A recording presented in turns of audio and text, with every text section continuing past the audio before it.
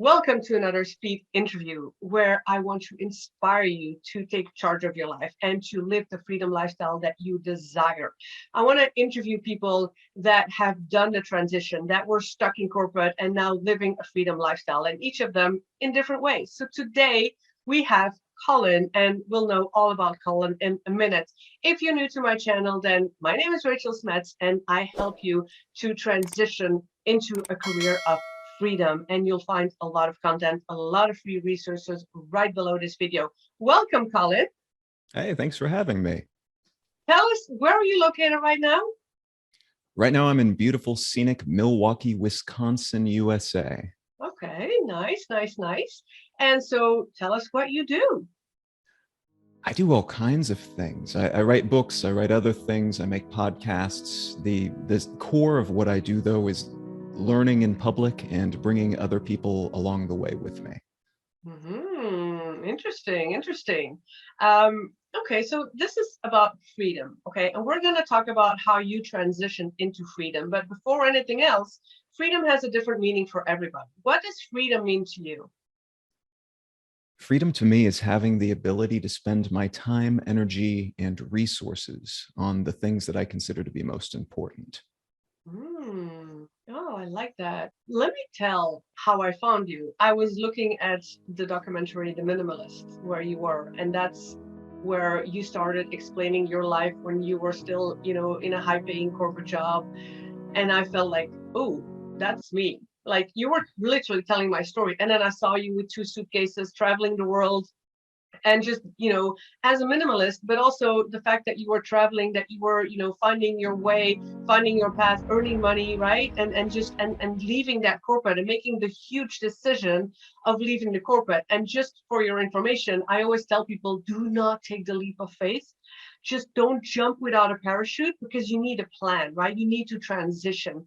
So I want you to take us through a little bit, like, how did you make a decision to leave and how did you transition? Yeah, I tend to agree. Jumping without having a parachute or a plane or anything like that is not a good idea. I tend to think of it as a runway, so you can build up speed and then finally take off and do it on your terms. And for me, that runway was long-ish. Longer, it extended before I was intentionally doing it. But after I decided to leave and recalibrate my life around the things that I actually cared about, I gave myself about 4 months, because I felt that was an appropriate amount of time to pay off all my debt, to hand off all of my clients, and to figure out what the next steps looked like. But even before that, before I started to make tangible changes, I was trying to figure out what I actually wanted it to look like. And that's a step I think a lot of people leave out, unfortunately, that many of us have this sense of what a good life looks like or what success looks like that's inherited from somebody else or from society or from marketing messages. We're told this is what success looks like: buy this thing, do this thing, live this type of life, participate in these activities, be around these sorts of people. Which is why we end up in the corporate world getting money every month. And exactly. And then some people hand off that version of success for another version of success they see on Instagram. And that doesn't necessarily, that's not a lifestyle that will necessarily make them happy, even if it makes somebody else happy.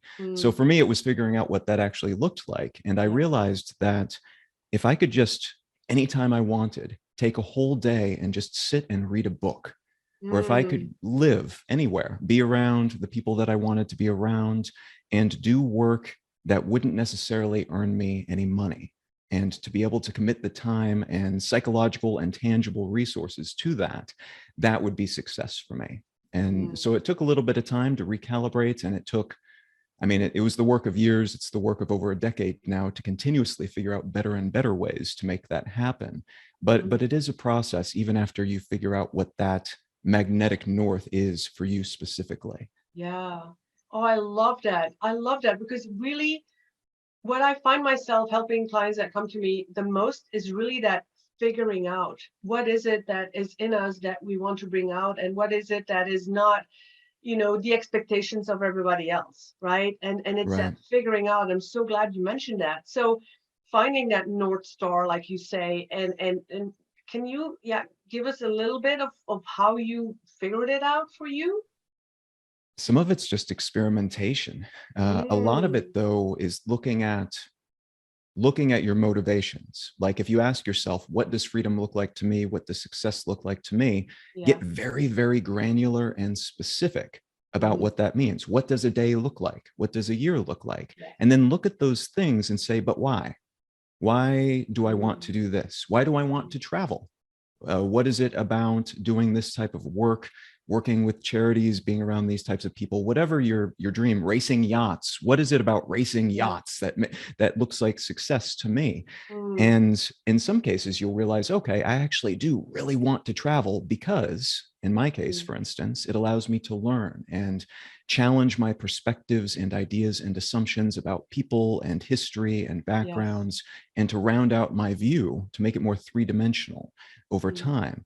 I thought it was for other purposes at first, but over time I learned that it was for those things. And that helped me discover other ways that I might make that same thing happen, depending on different contexts I find myself in. But in some cases, you may think, oh, I really want to travel because it looks really sexy on Instagram and everybody, these cool people are doing it and it looks amazing to pose by the cliff.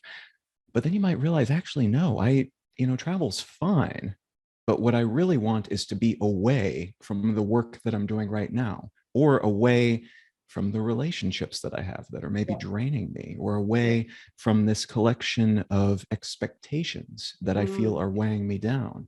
And if you can realize that ahead of time, before you change everything toward this goal that is not necessarily yours, you'll be way ahead when you actually start making the decisions that help you move toward that eventual goal. Yeah, I like that. I like that. And that question, why, ask why 7 times, like just why, not just the first answer, but going deeper and deeper. And that's what I find as well with clients. Like the first answers are so like superficial, but it's like when you go deeper and deeper and deeper. And I force my clients also to legit, like force everyone, like, write it down and journal and journal more, because I hate journaling. I never journal, but it's only through writing and going deeper and deeper and deeper that we get to the core of it. And so I'm really glad you mentioned that. So the one question that always comes up, Colin, and I have to ask you is, yeah, it all sounds nice, and I want to do what I want to do, but we need money. And so money is really the big question. Like how, let me ask it this way. How did you start earning some money away from your corporate on your own? I actually started writing, and this was something that I'd done in a limited degree in a past life. I was running a branding studio in LA. That was my pseudo corporate job. I had a lot of corporate clients, but before that I was in journalism. So I did that type of writing, but I started to blog, actually. I mean, this was 2009, so that was still a relatively new thing. But from there, I attained enough of an audience, but also gained enough confidence in my writing and honed my writing. It got better and better as I wrote for more people and got feedback and things like that, that I eventually got confident enough to start writing books. And that served as the foundation for what I ended up doing later, which was then giving talks, creating podcasts, doing online serialized writing. There's a lot of things that extend off of that. And a lot of it it came from that core nugget, though, of realizing that communication of various sorts were different things that I could invest my time in.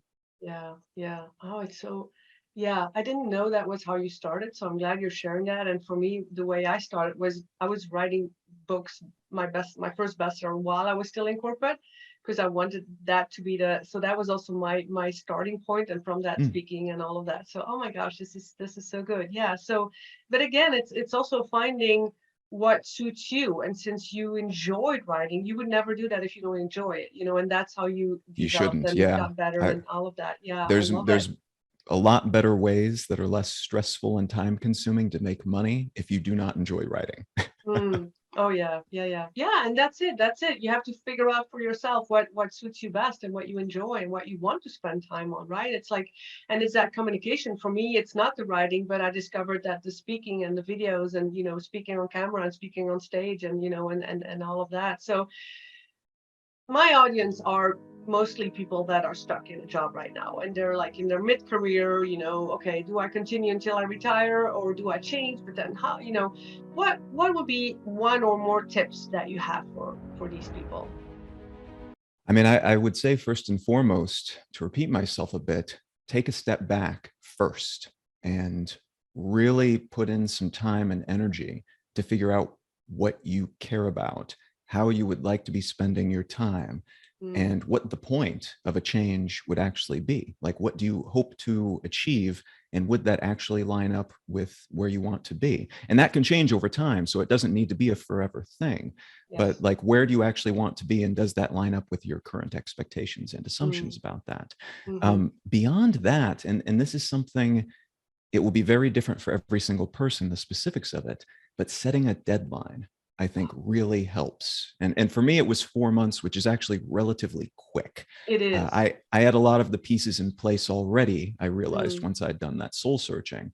So I was fortunate in that regard. But giving yourself a year, 2 years, 5 years in some cases, like if you're in a situation, especially where you have more responsibilities and mm, more people that you're taking care of, or more responsibilities personally, or more things that you need to worry about for yourself, like medical issues, things like that. There might be mm, more planning required, and that's yeah. okay. Mm, But setting yourself that destination in the future gives you a finish line to move toward. And so then the things that you have to do in the meantime aren't necessarily as psychologically taxing, because you realize that they are building towards something.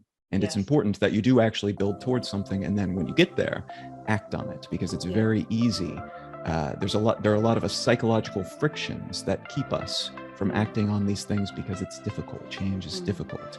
And mm, setting that deadline can help with it, but also yeah. just acknowledging to yourself, when I reach it, I will do it. So I'd better do everything that I can Mm. leading up to that moment to actually make sure I'm ready to jump off that cliff. Yeah, absolutely. Of course I agree because I've taken the same route, but I do have to repeat that it is two things you said. One is nothing is set in stone. It's not like you decide to do one thing now that it's going to be forever. Like we can always tweak and take a left and a right turn. So I think that's really important to remember because people often think in extremes, and I used to be that person, like it's this or it's that. Oh, and there's no in between, but there is a lot in between. And also if you make a decision you can change, right? And then so I think that's really really important. And also the planning and the deadline, that's what you said. And what I found is when you know the change is coming, when you know you are gonna, yeah, let's say jump, the work that you do, because when I was in corporate it was so stressful, I was really stressed out because that's all, that's all I did. But when I knew, ooh, I'm going towards my destination, like I was just doing the job to just do the job and get the money and just save some extra money and that's it. But I knew it was going to end. So the stress just slowly fell off of me because hey, I'm not staying here. There is another life out there waiting for me, right? So Mm-hmm. I'm glad you said that. Thank you so much, Colin. If people are interested in knowing more about you, then I will make sure to put your links and resources right below. If there's anywhere very specific you want them to go, you can say it right now as well. Colin.io is the main place to find me. You can also Easy. say hi on social media if you care to. Yeah, colin.io, but I will put the links below for sure. So please do check below all the resources and some other free downloads as well. Thank you again. Have a wonderful day.